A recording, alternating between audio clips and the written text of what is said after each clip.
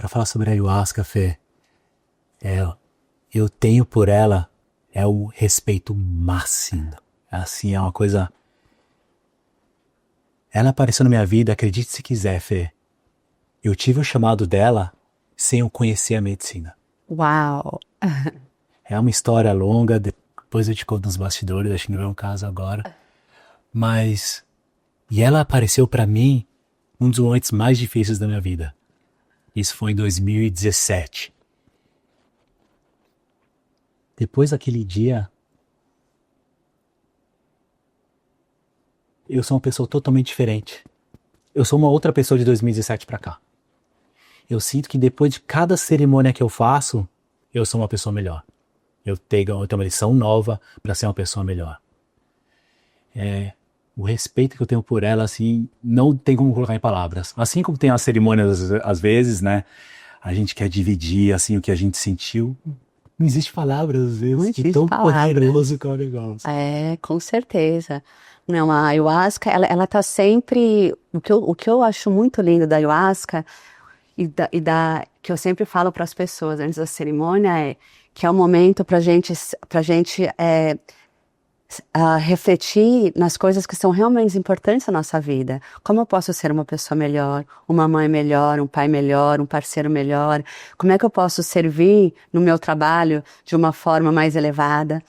Porque é muito bonito a gente tem cerimônias que você vai no cosmos, que você entende o que tem dentro de um buraco negro, que você entende como é criado os processos planetários, mas nenhuma dessas ela é comparável à grandeza da gente ser ensinado como viver uma vida melhor. Aqui na Terra, né, na experiência que a gente vive hoje em dia. E assim, o efeito assim que faz na vida das pessoas quando elas estão com esse propósito de tá lá para ser uma pessoa melhor, não tem como, porque o mundo precisa, né, a gente está fadado à lei da evolução, não é? Então o mundo ele precisa que essa expansão ela seja contínua. Então todas as ferramentas que elas são em pró da gente estar mais próximo da grande divindade, de nós mesmos, elas vão fazer o trabalho delas. Perfeito, Fê, perfeito. E é difícil dizer isso, mas eu acho que a maioria das pessoas deveriam passar por uma experiência dessa, né, para expandir, para saber outros caminhos, né? Tem outras ferramentas, né, que as pessoas não precisam necessariamente ser ayahuasca, Theta Healing, tem o Reiki, você pode estudar, se aprofundar em qualquer outro tema, né? Mas eu acho que a medicina da floresta, as medicinas da floresta, a ayahuasca em específica, ela abre caminhos, ela te mostra do jeito que você precisa ver, né? Pode ser visual, pode ser ouvindo, né? Sentindo. Então ela te traz tudo isso para uma forma para você não ter dúvida. Assim. Sim, porque não tem alguém de fora te falando. Até quando a gente vai fazer uma terapia, tem um filtro terapeuta. Lá não, lá é tudo sobre o seu universo interior. Então mesmo quando a gente tem pessoas que falam, não, eu tive uma bad trip, que eles falam, né? Impossível, porque aquilo tá dentro de você. Então, a ayahuasca não é alucinógeno, é enteogênico. Então, ela vai para dentro de você. E às vezes o que a gente vê não é agradável. Sim. Né? Porque o que está lá dentro, o que não faz parte da nossa essência, precisa ser retirado. Eu tive uma experiência que foi muito difícil. Que eu vi, assim, torturas, eu via sangue, eu vi um monte de coisa, assim, super difícil. E eu não estava mais aguentando aquilo. Aí eu virei para uma das meninas, eu era bem novinha, e eu chamei ela, e a gente estava num retiro de silêncio, que eram 10 dias de retiro, tomando ayahuasca 2 vezes por dia, para você poder ser uma assistente. E aí eu chamei a menina que estava lá, eu falei, olha, eu sei que eu não posso falar, mas eu preciso que você ligue para minha mãe, porque eu não quero mais ficar aqui, todo mundo é louco, não gosto disso tudo, eu quero ir embora. Daí ela falou assim, mas por quê? Eu falei, porque eu tô vendo só essas coisas horríveis. Ela me olhou bem séria no olho, ela falou, me desculpa, Nanda, mas é tudo sobre você. Naquele momento eu olhei assim, Aí eu fechei o olho, eu falei, Deus, eu achei que era uma pessoa tão legal. Aonde é que tem isso dentro de mim, né? E aí veio a medicina e falou assim, você não tá rezando para isso aqui acontecer na sua idade? Eu falei, tô. Ela falou, ok, para você ter isso aqui na sua idade, você não pode ter essas informações na sua parte genética e espiritual. Aí ela ligou assim, centenas de televisões à minha frente. Ela falou assim, ó, eu posso te mostrar várias coisas incríveis de você mesma, mas se você quiser ter isso, você vai precisar eliminar isso do seu campo espiritual. O que você escolhe? Eu falei, deixa as TV ligadas. E aí ela apagou todas e ficaram 3. E aí eu falei, ok, então vamos lá. Né? Era uma cerimônia de 10, 12 horas e isso era na primeira hora.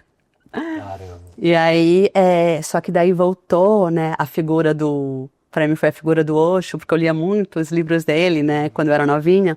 E aí veio o Osho e falou assim, lembra daquilo que eu ensinei, seja observadora, não fica conectado com as emoções, vê como você estivesse vendo de fora. E aí eu fiquei como se fosse assistindo um filme, tentando ao máximo me desconectar, né, mas deixei tudo aquilo ser liberado de mim, mas a minha consciência aquilo está sendo liberado. Então tinha um sentimento de gratidão e honra dentro de mim. Uau. Passou 1, 2 semanas, eu tive aquilo que eu estava rezando. Então a partir daquilo eu percebi que os momentos difíceis da ayahuasca são momentos onde a medicina ela está indo para dentro de você e está liberando suas coisas que a gente vai pegando de pessoas da nossa casa, dos nossos antepassados, porque a gente traz toda a informação no nosso campo morfogenético. Né? Então, muitas vezes a gente não consegue seguir em frente porque tem determinados padrões que vieram, sim, dos nossos avós, dos nossos bisavós, que eles estão tão codificados dentro da gente, por um motivo, é claro, mas que impede a gente de ir para frente. É claro que a gente escolheu aquela linhagem, por um motivo, né? Então, a gente não pode culpar, até porque eles passaram algumas coisas que foram difíceis, mas quantas vitórias, quanto desenvolvimento, quantas coisas incríveis eles passaram que trouxeram pra gente. Também, né? Então tem muita inteligência na nossa alma da gente escolher vir naquela linhagem, naquela família, né? E aí que eu acho que muda muita coisa para dentro da gente, quando a gente começa a fazer esses trabalhos, não só para retirar a carga emocional, porque o nosso sistema nervoso, quando a gente está na barriga da nossa mãe, a gente está conectado com o sistema nervoso dela. Então, tudo aquilo que ela passa, o neném está recebendo. Né? Vamos dizer que a sua mãe se sentia sozinha. O que vai acontecer? O neném, ele vai trazer todo aquele sentimento de solidão. Então, esse neném, quando ele cresce, ele pode estar rodeado de pessoas. Só que dentro dele vai estar aquele sentimento de solidão que não é dele. Quando você vai numa cerimônia, muitas vezes a medicina vai levar lá e vai começar a eliminar aquele sentimento de solidão. Só que como quando a gente é um neném, a gente não tem inteligência emocional nenhuma, a gente não vai conseguir entender o que a medicina está fazendo, né? Não tem. Então, mas aquele sentimento de se sentir sozinha, de estar perdido, pode começar, né, a ser liberado dentro da gente. E aí, o que vai falar da cura na medicina é sempre as semanas seguintes. A gente sente o shift, a gente sente a leveza. Mesmo quando no nosso consciente a gente não consegue entender, né, tudo aquilo. Perfeito. Até quando, como você falou, né, quando tem essa experiência difícil, se você parar para tentar entender as próximas semanas, as coisas vão ficar mais claras, né? Ah, com certeza. E às vezes a gente precisa de anos, né,